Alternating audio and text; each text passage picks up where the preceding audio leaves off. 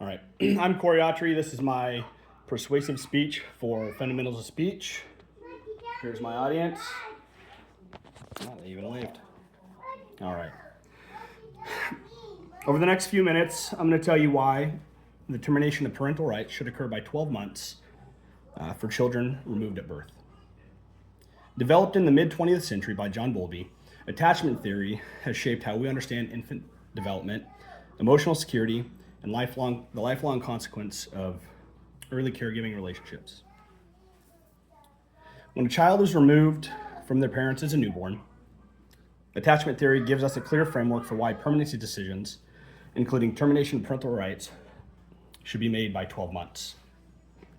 Bowlby believed attachment was not simply an emotional preference, but biological necessity.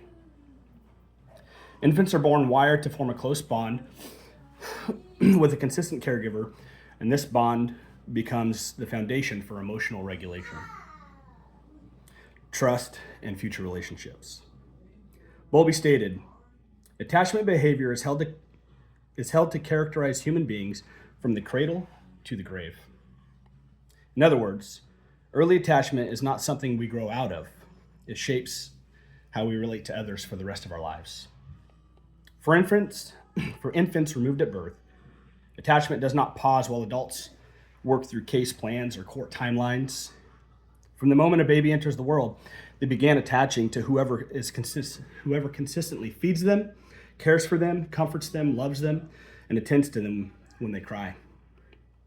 Bowlby emphasized that it is continuity of care, not biology alone, that creates security. When that continuity is uncertain or repeatedly disrupted, the infant's nervous system adapts to stress rather than safety. We often assume babies are resilient because they won't consciously remember what has happened to them. But infants don't need memory the way adults do. Their bodies remember. Their brains are learning whether the world is predictable or chaotic. If an infant could speak, they wouldn't ask about reunification timelines.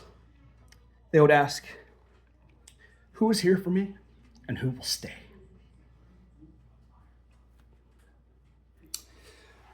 Developmental psychologist Mary Ainsworth found that secure attachment formed in the first year of life predicts healthier emotional regulation, stronger relationships, and lower rates of anxiety and depression later in life. In contrast, prolonged instability creates the likelihood of insecure or disorganized attachment, which is associated with long-term mental health and relational difficulties. The American Academy of Pediatrics warns that the prolonged foster care and instability during infancy can lead to toxic stress, which alters brain development and stress response systems. While adults may see 12 months as a short period of time, for an infant, it represents an entire developmental stage, one that cannot recover later. This is where theory meets real life. I have friends who took a boy into foster care as a newborn. They raised him for the first 18 months of his life, and he was returned home to his mother. His first words, first steps, first sense of safety were with another family. Then the state decided to reunify him. And just a few months later, he was removed again and sent back into the system. The same foster family was unable to take him back because they happened to be out of town, so he was placed with a different family. He is now almost 5 years old.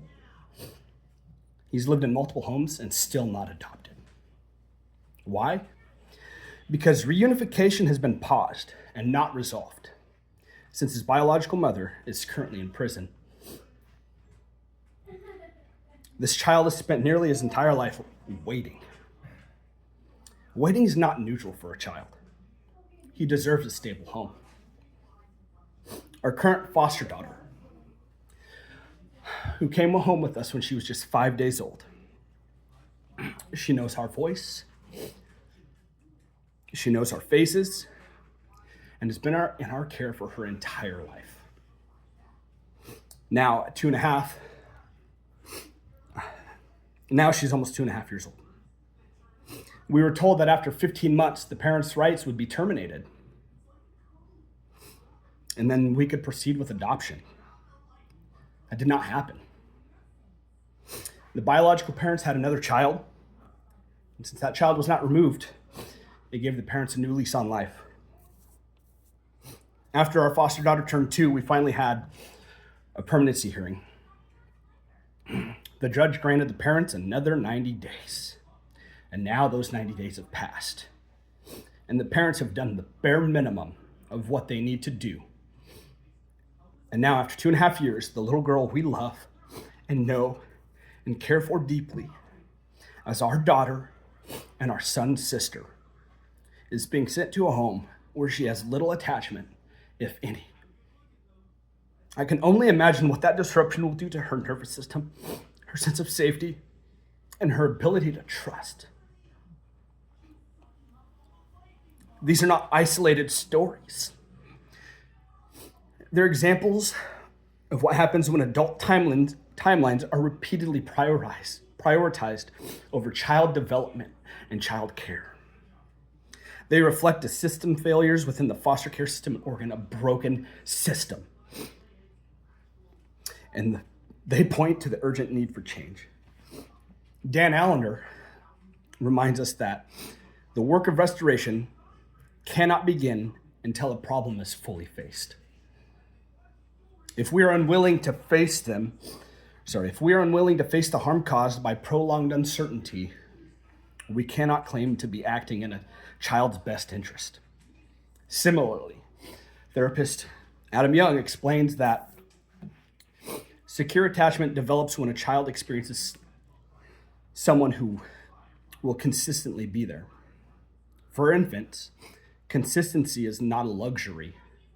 It is how their brains learn safety. In conclusion, attachment theory, supported by research and lived experience, makes one thing clear. When reunification has not occurred by 12 months for a child removed at birth, delaying termination of parental rights does real harm. Early relationships are not simply influential, they are foundational. Timely permanency is not extreme, it is not unkind, it is necessary.